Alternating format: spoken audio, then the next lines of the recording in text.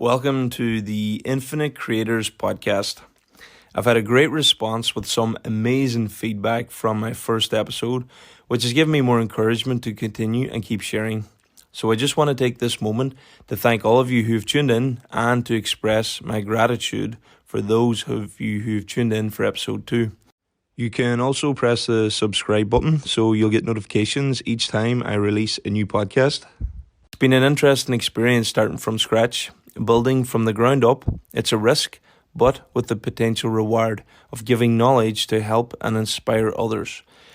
I have this innate desire to be in service to others, and I feel this is the most practical and efficient way I can do that. This podcast is starting out with me sharing my life experiences, the mistakes I've learned from, the challenges I've overcome, how I've grown, how I see the universe, and how I feel existence. I know this podcast will add more knowledge and wisdom to my life, and as I progress, I will bring others on board to share their experiences and stories that I know will benefit others. To have deep conversations, to speak from a vulnerable place, because that's where true growth is. We gain strength through this process by overcoming the fear. We overcome new hurdles and continue to peel back layer after layer. I was at an event earlier this year, and one of the speakers said, if you're scared of death, then you're scared of life. What that meant to me is that if you're not willing to follow your dreams, to step into your fears, to strive towards your infinite potential, then you're scared of living. You're scared of the force of life, which means you're scared of dying. And it has stuck with me since. So this is me stepping into that challenge to live fully and push towards my potential, as I want to exit this body knowing I've strived towards my infinite potential every day. Other reasons for exploring this podcast is that social media doesn't allow for an in-depth sharing experience because it's very transactional. Instant highs, we scroll over, move on within seconds, jumping from one page to another, whereas a podcast allows me to dive deeper in conversation, something that I really enjoy. So this is for the people who are explorers, deep divers, want to learn, have an open mind, keen on understanding themselves more, and to continue to keep tapping into the infinite wisdom, knowledge, and potential within you. My belief is that every human has a story to share, and it's through our own storytelling that we can help others. And just as I started typing, in this second, I put on some music to help me fall into rhythm and a productive flow. And the first song that came on is a song by Khalees called A Cappella. It has the lyrics, before you, my whole life was a cappella. Now is symphony's the only song to sing. So just let me explain. Every one of us is a symphony. And once we realize that, we can sing it. So this is my symphony.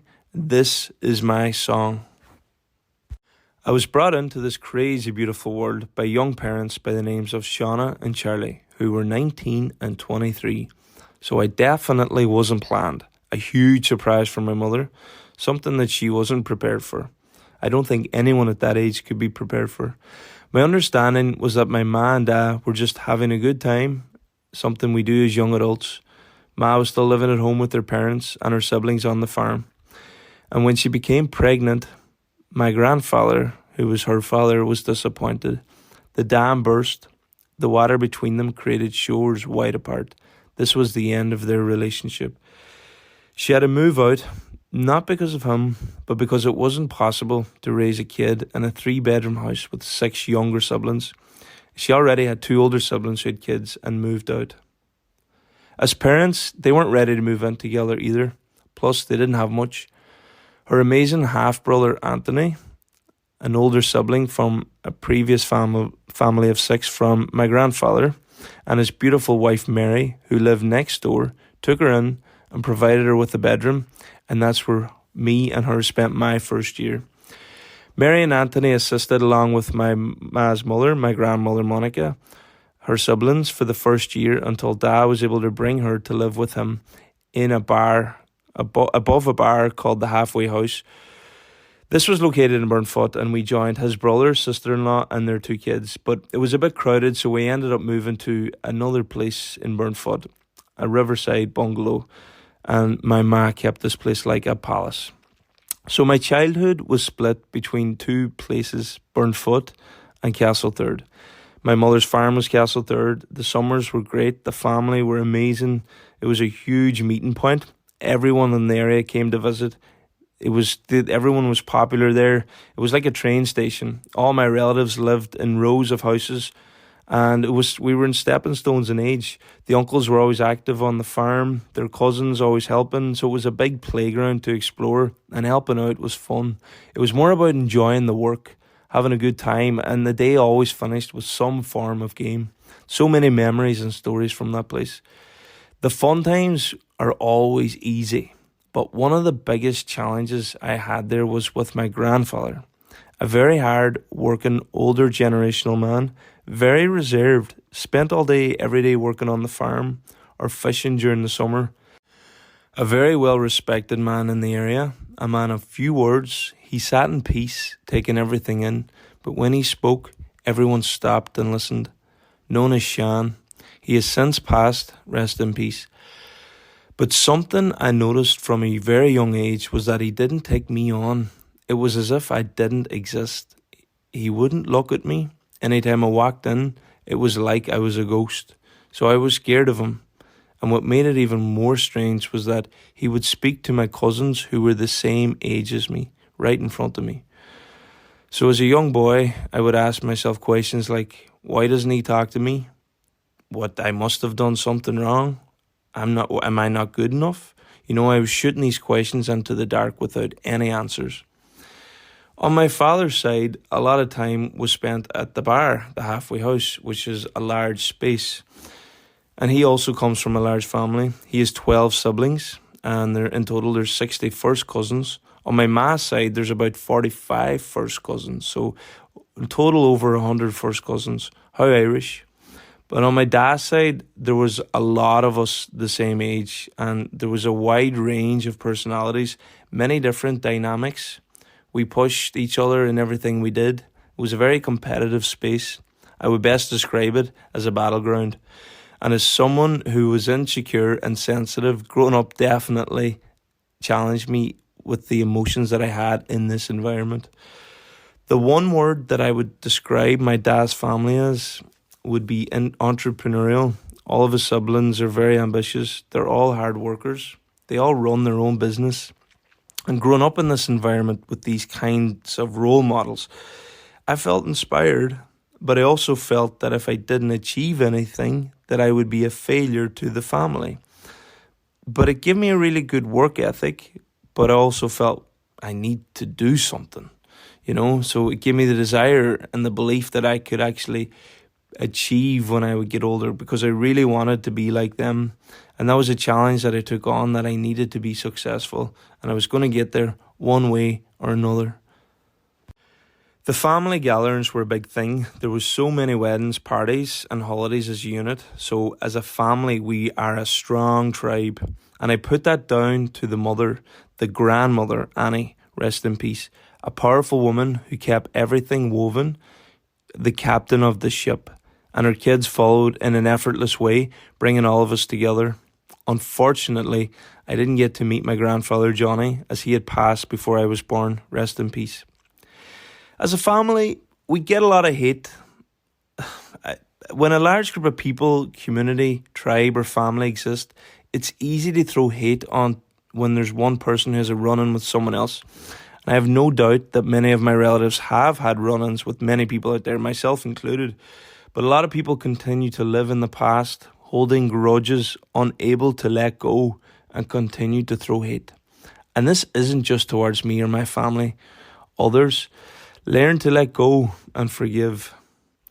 I grew up with Ma by my side. The one word that comes to mind is loyal. She never let me down. A full-time mother, and did everything that she could for me.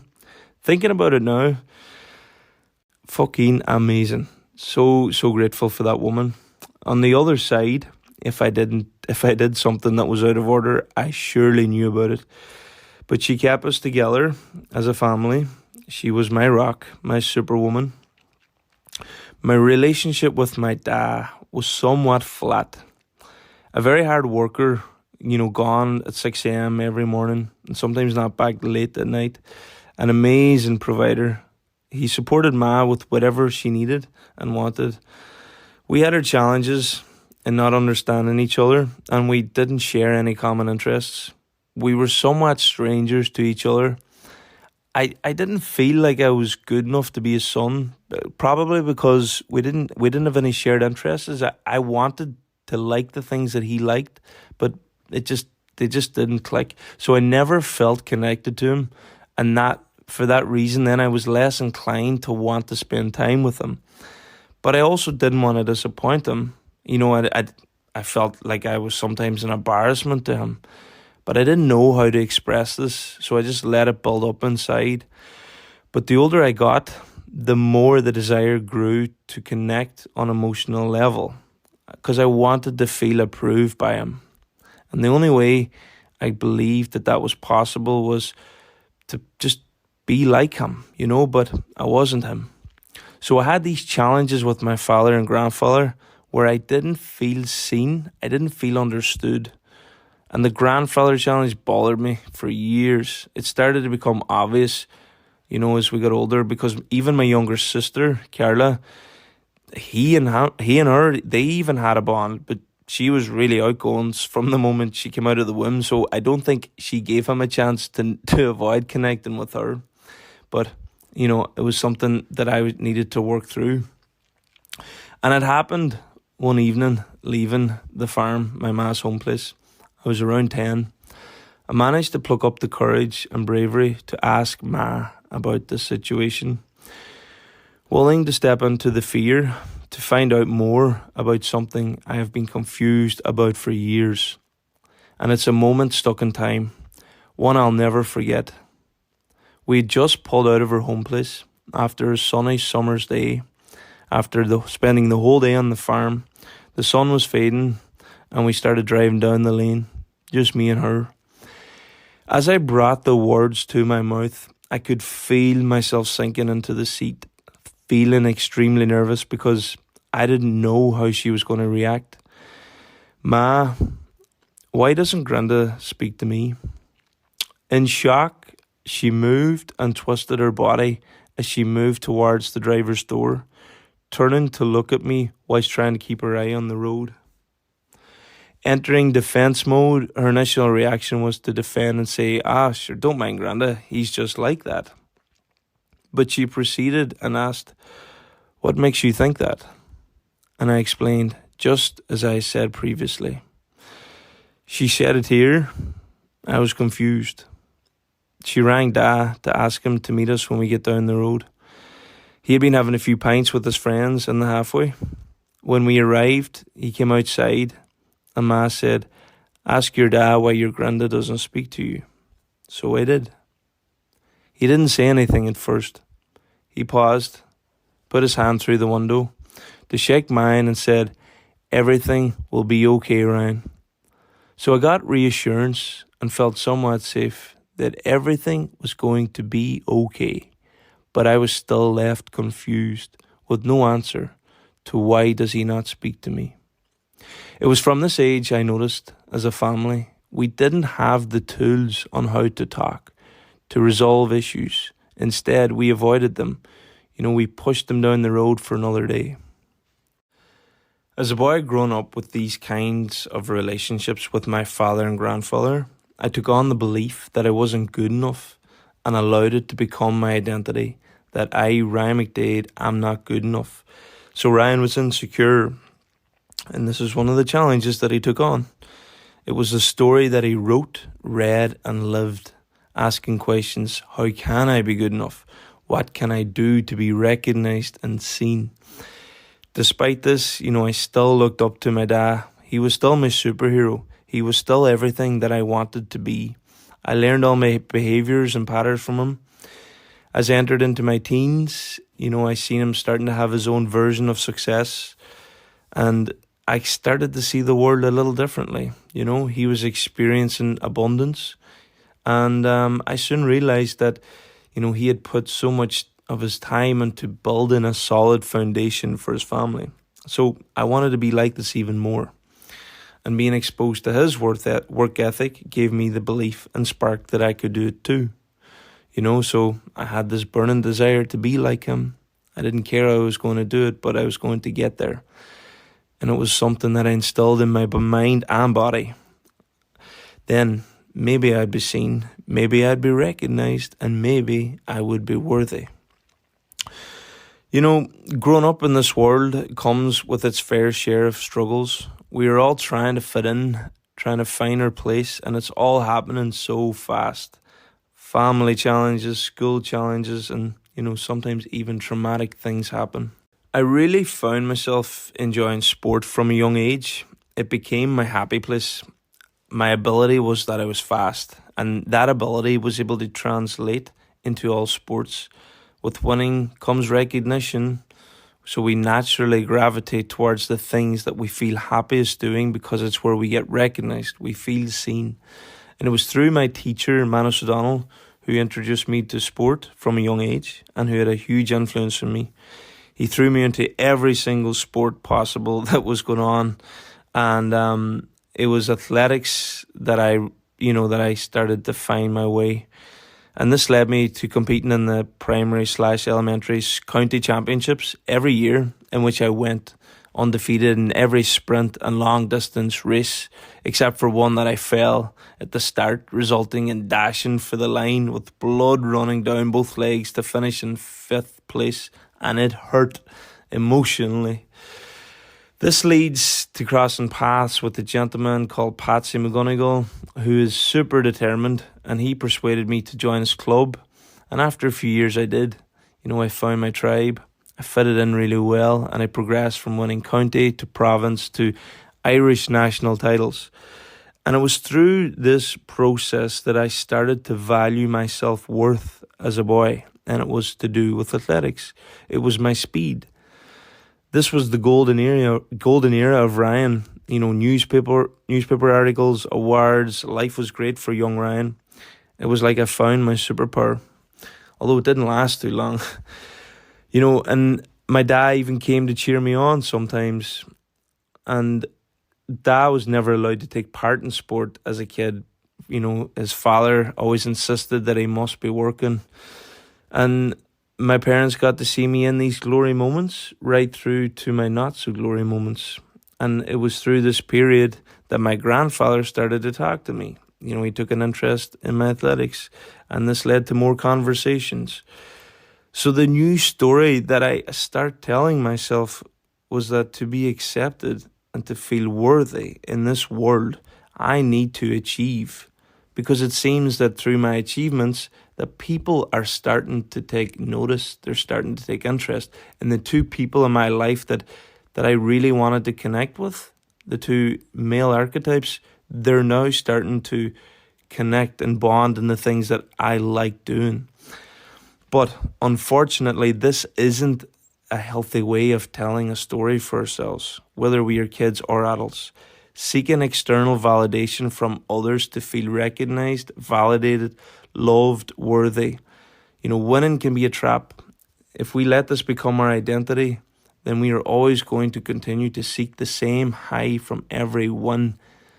And that's when you're faced with losing. And if you lose, then you're in for a rude awakening. So, I didn't understand it at the time because I was a kid. I didn't love myself. I was part of a generational trauma cycle, like most of you out there. I didn't have the tools on how to love myself, on how to validate myself. But my parents didn't have the tools either. And their parents didn't have the tools. And their parents, and their parents, and on and on and on. And it's until we are able to understand on how to love and validate ourselves, it's then we can break the cycle. Validating and loving ourselves from a young age is crucial in how we develop into adults. But we can only help our kids validate and love themselves to the level that we love and validate ourselves. So if you don't love yourself, the chances are that they will turn out the same.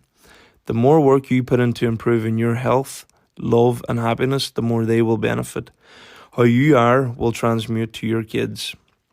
We are only capable of passing on who and what we are to the level we have achieved ourselves.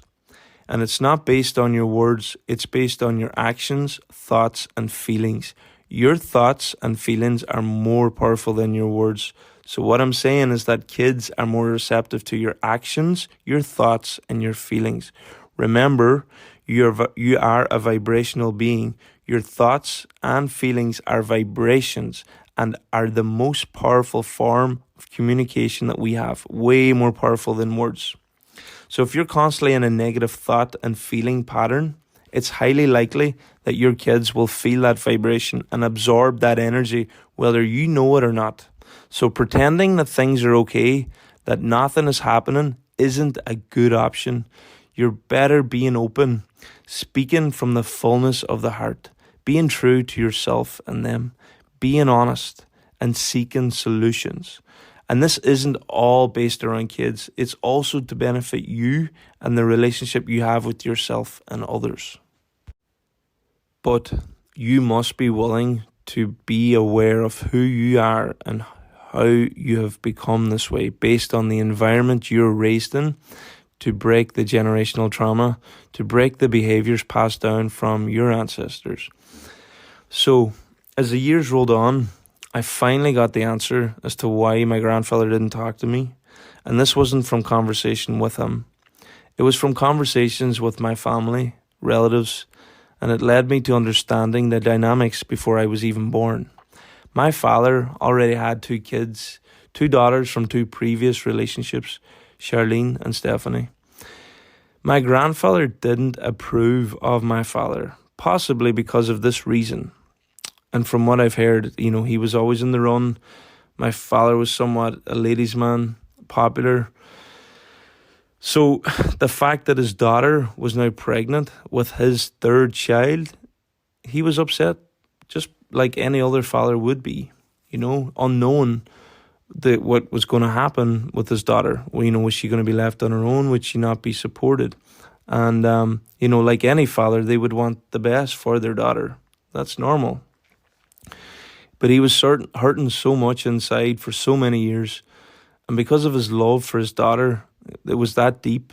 His only way to deal with that pain was to disconnect from her and to refuse to acknowledge me. He carried that pain for many years, unable to forgive, unable to learn to love in a new way.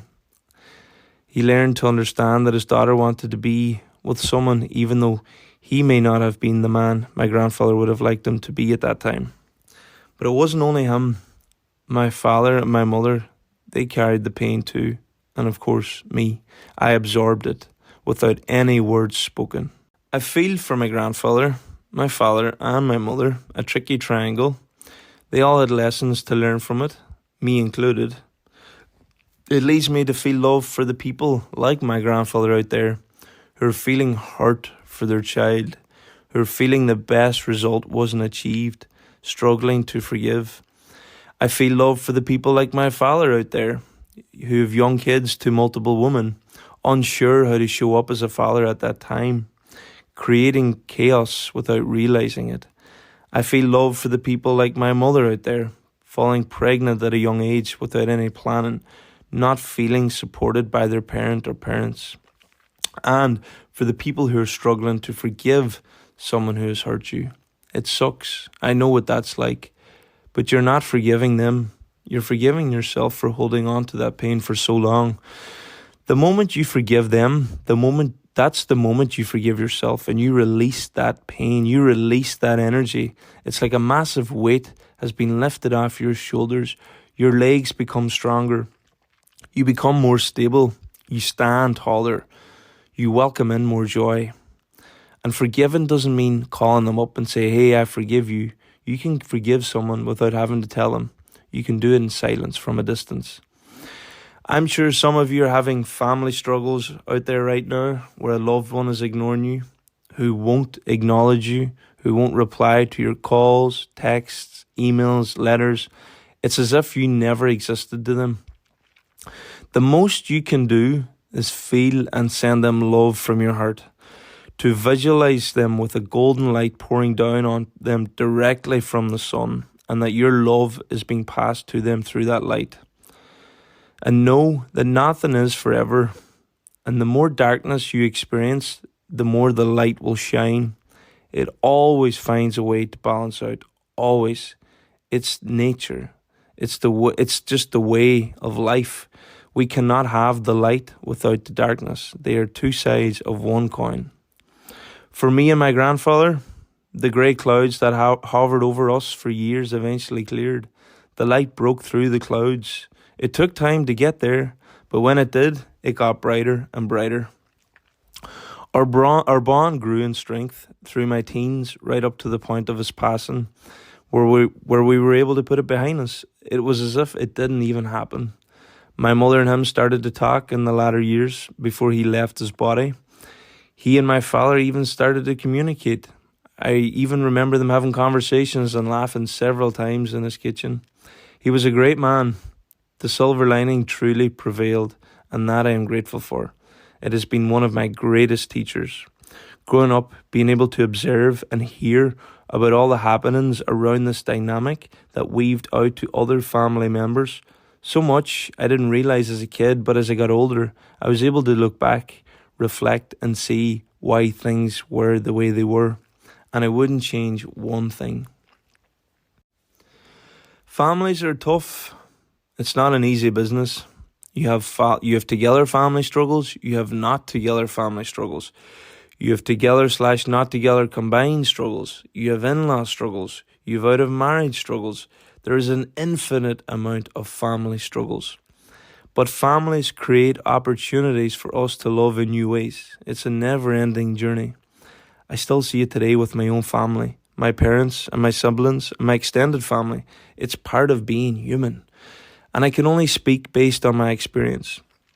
But my parents are my role models. They are fan-fucking-tastic.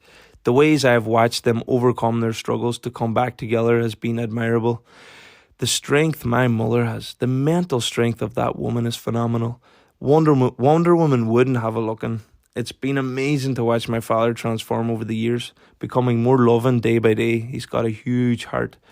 Observing how they have grown together through thick and thin, recently becoming grandparents and how they show up for the grandkids is just amazing. I'm so grateful for them in my life. And I know that some of you may be listening to this with a situation that is so far from this. There's still a lot of heartache, pain, and not able to come together. And I know that I'm not able to relate to every situation, but I hope through sharing how growing up with some of the dynamics that I experienced, that things did come good eventually. And that doesn't mean that for things to come good, that you have to repair the relationship with the person you feel detached from. It could mean repairing the relationship that you have with yourself.